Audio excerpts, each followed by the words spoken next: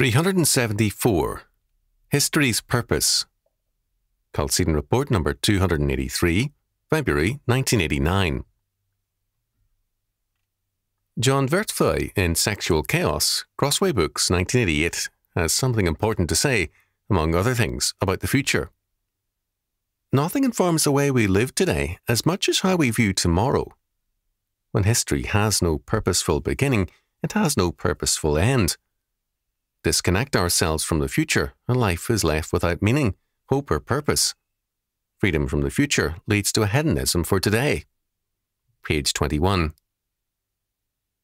The humanists of our time believe in neither a purposeful beginning nor a purposeful end. Life began and quote-unquote evolved as an accident, and all will end in universal death.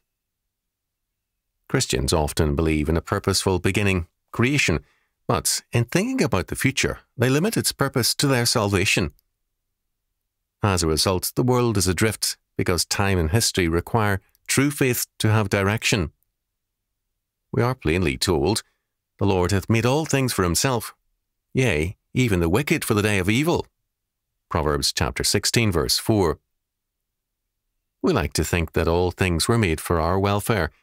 We think egocentrically or humanistically, and, as a result, we're out of touch with reality, out of touch with God and His purpose.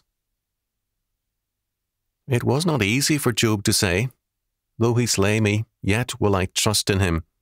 Job chapter 13, verse 5.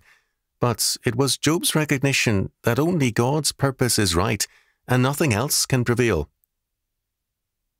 It must be our purpose to restore God's meaning and direction to life and history.